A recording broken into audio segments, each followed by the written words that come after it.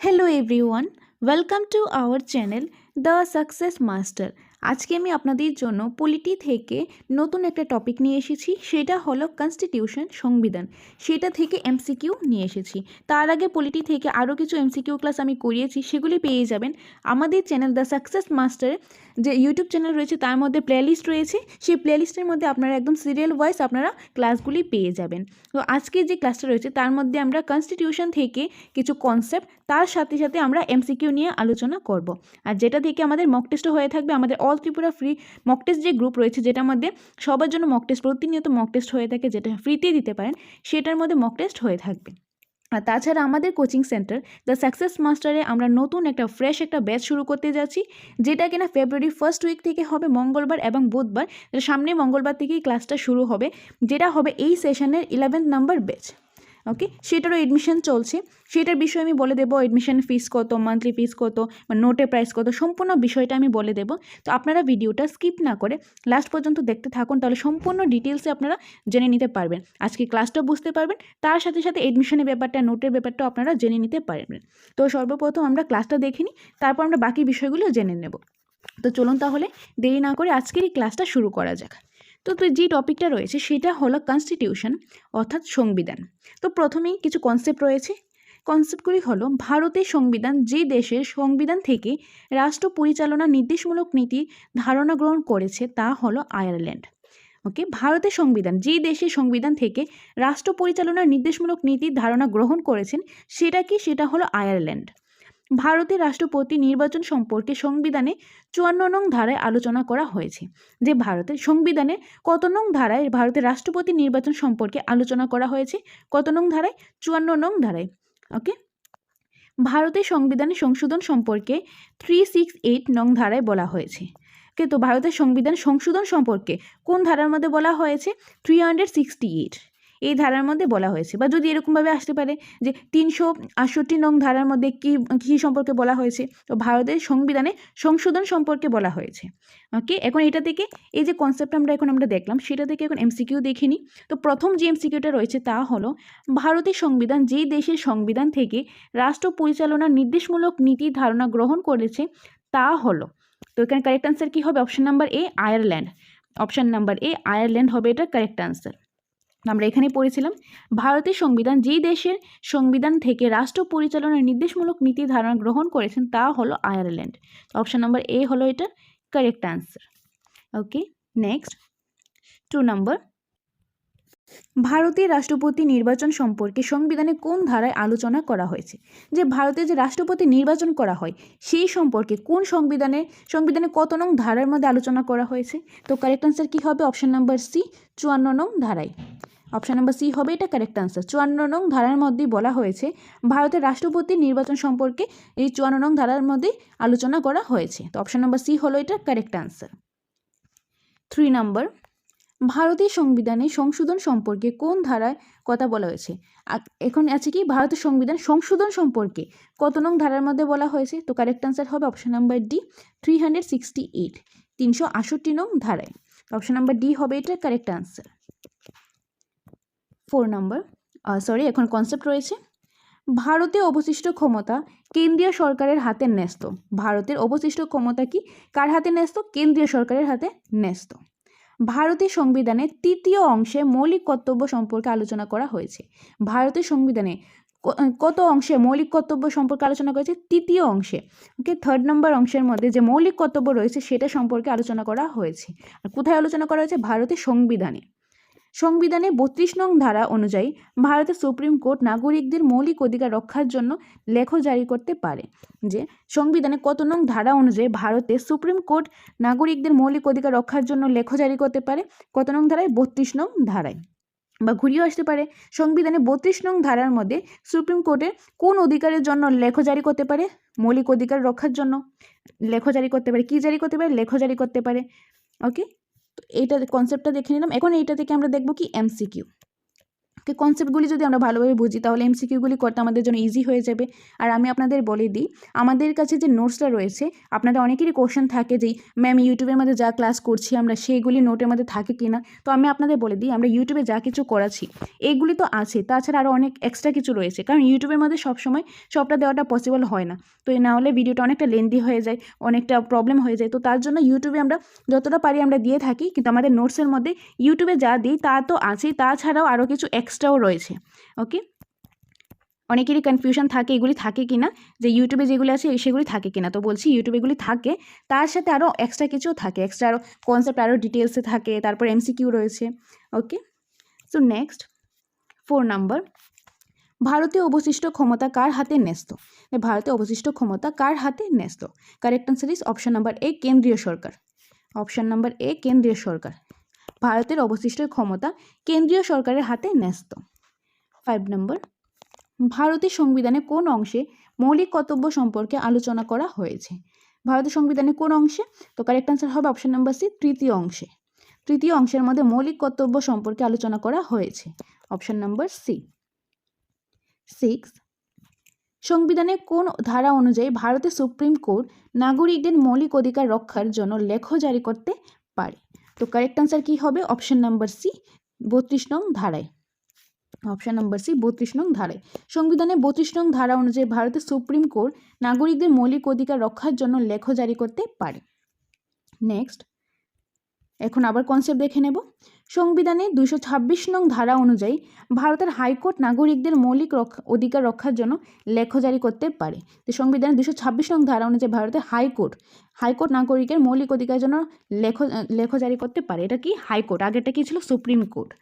বর্তমান ভারতে 24টি হাইকোর্ট আছে। বর্তমান ভারতে কয়টি হাইকোর্ট আছে? 24টি। ভারতের মূল সংবিধানে তফসিল ছিল 8টি। ওকে, এখন এমসিকিউ দেখে নেব। 7 নম্বর, সংবিধানের কোন ধারা অনুযায়ী ভারতে হাইকোর্ট নাগরিকের মৌলিক অধিকার রক্ষার জন্য লেখ জারি করতে পারে? তো কারেক্ট আনসার হবে অপশন নাম্বার ডি, 226 নং ধারায়। অপশন নাম্বার ডি হবে কারেক্ট আনসার, 226 নং ধারায়। 8, বর্তমান ভারতে কয়টি হাইকোর্ট আছে? বর্তমান ভারতে 24টি হাইকোর্ট আছে। অপশন নাম্বার সি হবে এটার কারেক্ট আনসার। 9, ভারতের মূল সংবিধান কয়টি তফসিল ছিল? ভারতের মূল সংবিধানে কয়টি তফসিল ছিল? কারেক্ট আনসার হবে অপশন নাম্বার এ, 8টি।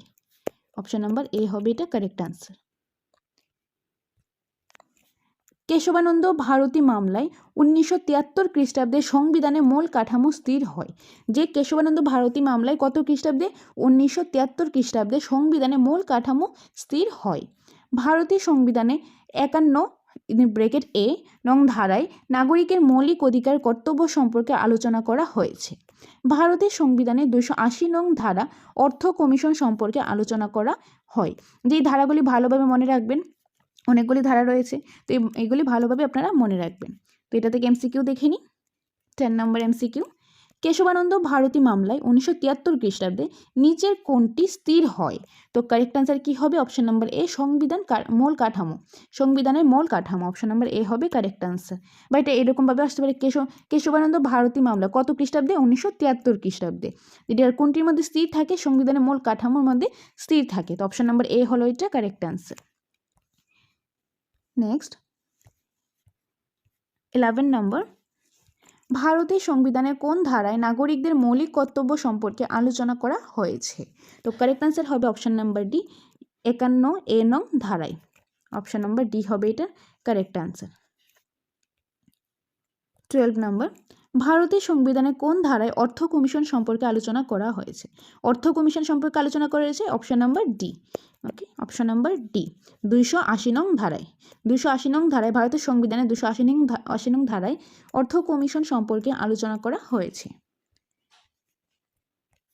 অর্থ বিল সরকারি সদস্য লোকসভায় উত্থাপন করে। যে অর্থ বিল কারা, কোন সদস্য? সরকারি সদস্যরা লোকসভায় উত্থাপন করে। যে অর্থ বিল সরকারি সদস্যরা কোথায় উত্থাপন করে? লোকসভায়। কারা করেন? সরকারি সদস্যরা। সরকারি সদস্যরা লোকসভায় কি উত্থাপন করেন? অর্থ বিল। তো অনেকভাবে কোশ্চেন আসতে পারে। ভারতের সংবিধানে দ্বিতীয় অংশে নাগরিকত্ব নিয়ে আলোচনা করে। ভারতের সংবিধানে কত অংশে নাগরিকত্ব নিয়ে আলোচনা করে? দ্বিতীয় অংশে।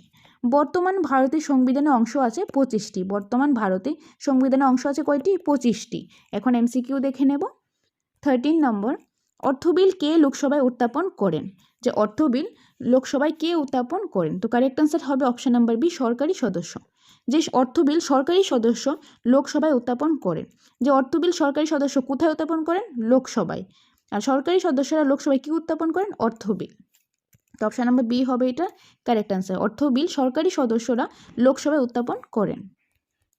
14, ভারতের সংবিধানে কোন অংশ নাগরিকত্ব নিয়ে আলোচনা করে?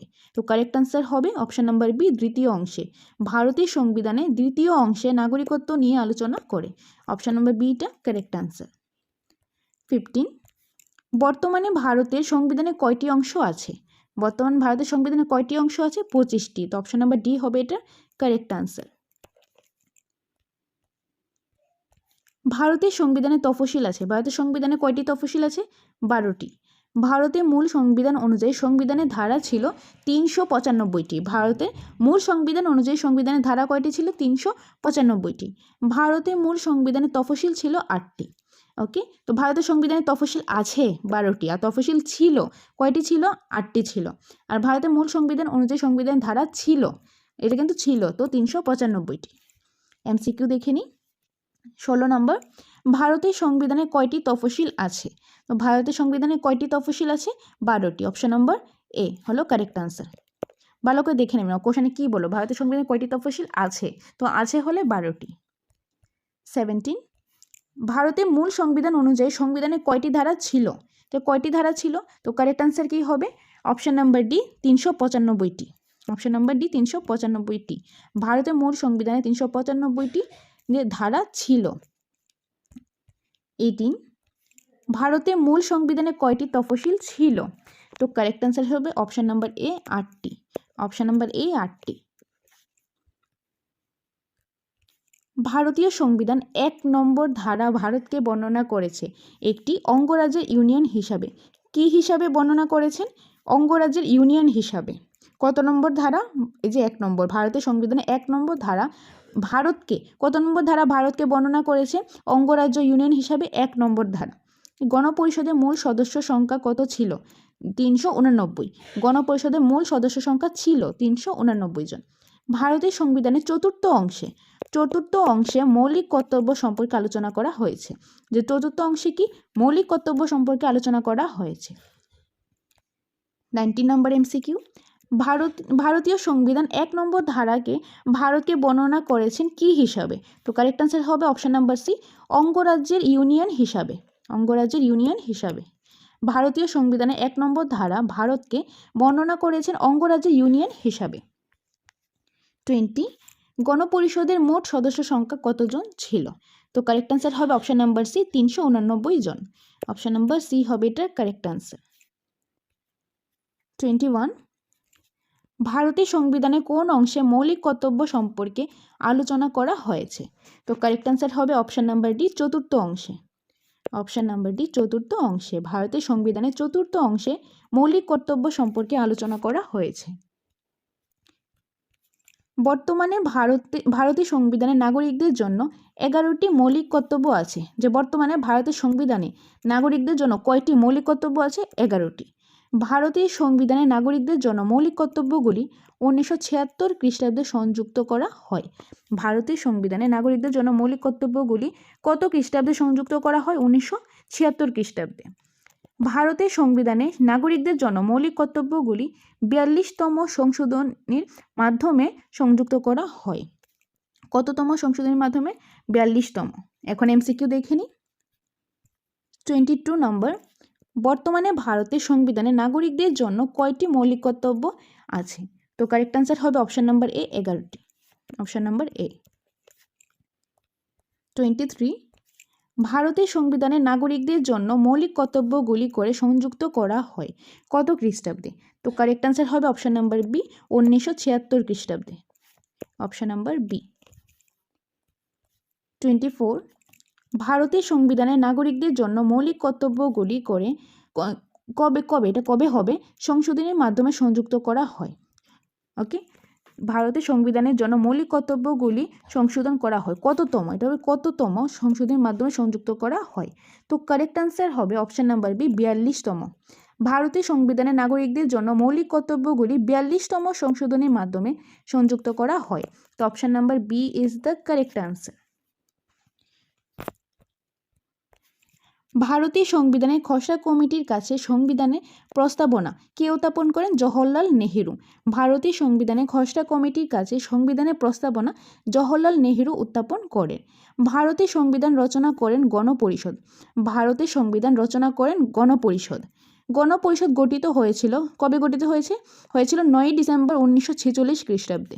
9 ডিসেম্বর 1946 খ্রিস্টাব্দে। এখন এটা থেকে আমরা এমসিকিউ দেখে নেব। এমসিকিউ দেখার আগে আমি আপনাদের বলে দিচ্ছি, আমাদের সাকসেস মাস্টার কোচিং সেন্টারে আমরা কিন্তু নতুন একটা ব্যাচ শুরু করছি।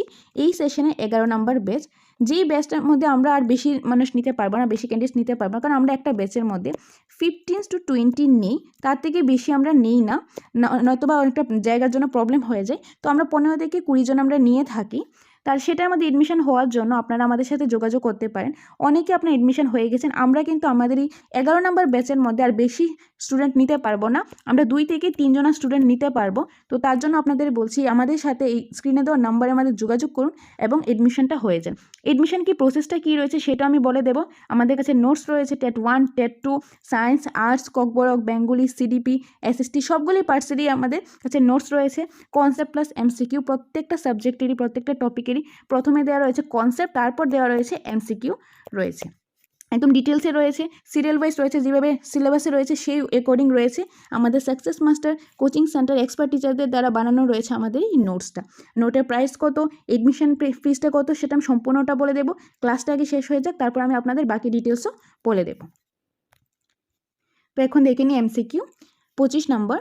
ভারতের সংবিধানের খসড়া কমিটির কাছে সংবিধানের প্রস্তাবনা কে উত্থাপন করেন? তো কারেক্ট আনসার হবে option number option number C Jawaharlal Nehru. Option number C Jawaharlal Nehru. 20 সংবিধান কে রচনা করেন? অপশন নাম্বার এ গণপরিষদ। অপশন নাম্বার এ। 27 গণপরিষদ কবে গঠিত হয়েছিল? গণপরিষদ কবে গঠিত হয়েছিল? 9 ডিসেম্বর 1946 খ্রিস্টাব্দে। মানে অপশন নাম্বার এ হবে এটা কারেক্ট আনসার, 9 ডিসেম্বর 1946 খ্রিস্টাব্দে। এখন আবার কনসেপ্ট দেখে নেব। ভারতের সংবিধানের জনক বলা হয় ডক্টর বি.আর. আম্বেদকরকে। ভারতের সংবিধানের জনক বলা হয় ডক্টর বি.আর. আম্বেদকরকে। বর্তমানে ভারতের সংবিধানে নাগরিকদের জন্য মৌলিক অধিকার আছে কয়টি? 6টি মৌলিক অধিকার আছে। ভারতের সংবিধানে 300A নং ধারায় সম্পত্তি অধিকার সম্পর্কে আলোচনা করা হয়েছে। সম্পত্তি সম্পর্কে আলোচনা করা হয়েছে, সম্পত্তির যে অধিকার রয়েছে সেই সম্পর্কে আলোচনা করেছে ভারতের কত নং সংবিধান, এই যে কত নং ধারায়? 300A নং ধারায়। আম্বেদকর সংবিধানের 32 নং ধারাকে সবচেয়ে গুরুত্বপূর্ণ ধারা বলেছেন। যে ডক্টর বি.আর. আম্বেদকর, যে কিনা সংবিধানের জনক, তিনি বলেছেন কি ভারতের সংবিধানের মধ্যে 32 নং যে ধারাটা রয়েছে সেটা হলো সবচেয়ে বেশি গুরুত্বপূর্ণ। আর ভারতের সংবিধানের নাগরিকের জন্য মৌলিক অধিকার কয়টি আছে? 6টি। এখন এটা থেকে আমরা এমসিকিউ দেখে নেব। 28 নম্বর। ভারতের সংবিধানের জনক কাকে বলা হয়? ভারতের সংবিধানের জনক বলা হয় ডক্টর বি.আর. আম্বেদকরকে। অর্থাৎ অপশন নাম্বার বি হবে কারেক্ট আনসার। 29 বর্তমানে ভারতে সংবিধানের নাগরিকদের জন্য কয়টি মৌলিক অধিকার আছে? 6টি। তো অপশন নাম্বার এ হবে এটা কারেক্ট আনসার। 30 ভারতের সংবিধানে কোথায় সম্পত্তির অধিকার সম্পর্কে আলোচনা করা হয়? যে ভারতের সংবিধানে কোথায় সম্পত্তির অধিকার সম্পর্কে আলোচনা করা হয়? তো অপশন নাম্বার ডি 300A নং ধারায়, এটা হবে কারেক্ট আনসার। 31 আম্বেদকর সংবিধানে কোন ধারাকে সবচেয়ে বেশি গুরুত্বপূর্ণ ধারা বলেছেন? সেটা কি হবে? 32 নং ধারায়, অর্থাৎ অপশন নাম্বার সি হবে কারেক্ট আনসার। যে ডক্টর বি.আর. আম্বেদকর সংবিধানে 32 নং ধারাকে সবচেয়ে গুরুত্বপূর্ণ ধারা বলেছেন। ওকে, অপশন নাম্বার সি হবে এটা কারেক্ট আনসার। তো এই ছিল কিছু ইম্পর্টেন্ট এমসিকিউ। আমরা 31 এমসিকিউ আমরা পড়লাম সংবিধান থেকে। আর আশা করি আপনাদের সবগুলো এমসিকিউ আপনাদের ক্লিয়ার হয়েছে। যদি আমাদের ক্লাসগুলি ভালো লাগে তাহলে অবশ্যই লাইক করে দেবেন, কমেন্ট করে বলবেন ভালো লাগছে কিনা, এবং পরবর্তী সময়ে আপনারা কোন সাবজেক্টের কোন টপিকের উপর আপনারা ক্লাস চান আপনাদের নিড অনুসারে আমরা ক্লাস নিয়ে আসবো। আর আমাদের চ্যানেলটা যদি আপনাদের কাছে হেল্পফুল মনে হয় তাহলে অবশ্যই সাবস্ক্রাইব করে দিন। আর এখন আমি এডমিশনের ব্যাপারটা বলে দিচ্ছি যে আমাদের কোচিং সেন্টারে আমরা এডমিশনটা নিতে চলেছি নতুন ব্যাচের জন্য। এডমিশন প্রসেসটা আমি বলছি। এডমিশন প্রসেসটা হলো 5,000 টাকা এডমিশন ফিস এবং মান্থলি ফিস হলো 500 টাকা, যার মধ্যে যেটার মধ্যে আপনারা পেয়ে যাবেন ফুল নোটসটা পেয়ে যাবেন। আমাদের কাছে টেট 1 এবং 2 দুটোই রয়েছে। ফুল নোটস আমরাই দিয়ে দেবো আপনাদের জেরক্স করতে লাগবে না। মক টেস্ট হবে অফলাইন এবং অনলাইন। আমাদের এখানে অফলাইন যে OMR sheet based mock test হয়ে থাকে, আমরা প্রিন্টেড কোশ্চেন প্রোভাইড করি, তারপর এখানে ওয়েমার শিট প্রোভাইড করি, তারপর এক্সামটা নেওয়া হয়, ওয়েমার শিট বেস এক্সাম নেওয়া হয় অফলাইন। তাছাড়া অনলাইন মক টেস্টও হয়ে থাকে যে একটা টপিক করানো হলো, 2টা টপিক করানো হলো, তারপর একটা অনলাইন মক টেস্ট নেওয়া হয়। স্পেশাল মক টেস্ট রয়েছে, নোটিফিকেশান আসলেও স্পেশাল মক টেস্ট হবে। আর এই সবগুলি যে সুবিধা রয়েছে সেটা কিন্তু পেয়ে যাবে যারা আমাদের এখানে এডমিশনটা নেবে তাদের জন্য। আর এটার মধ্যে আপনারা সম্পূর্ণটা পেয়ে যাবেন 5,000 টাকা এডমিশন ফিস এবং মান্থলি ফিস 500 টাকা। আর আপনারা যে অনলাইন মক টেস্ট দেবেন, অফলাইন মক টেস্ট হবে যে 100 মার্কসের হবে, 150 মার্কসের হবে, সেটার জন্য আপনাদের আলাদা কোনো পেমেন্ট করতে লাগবে না, সবটা কিন্তু এটার মধ্যেই আপনারা পেয়ে যাবেন। আর এখন হলো যারা অনেকেই আছে, অনেকে দূরে বাড়ি আসতে পারবে না, অনেক প্রবলেম রয়েছে, বা ধরুন আপনাদের প্রাইভেট জব করছেন, তারা নোটসটা আমাদের থেকে নিতে পারেন। নোটসের প্রাইসটা হলো আমাদের কাছে টেট 1 এবং 2 দুটোই নোটস রয়েছে। টেট 1-এর নোটের প্রাইস হলো 3,000 এবং টেট 2 নোটের প্রাইসটাও 3,000। এখন যদি আপনারা চান যে টেট 1 এবং 2 দুটো নেবেন, দুটো একসাথে নেবেন কম্বাইন নোট, তাহলে হবে 5,000 টাকা। এটা হলো নোটের প্রাইসটা। ওকে, আশা করি সম্পূর্ণ বিষয়টা আপনাদের ক্লিয়ার হয়েছে।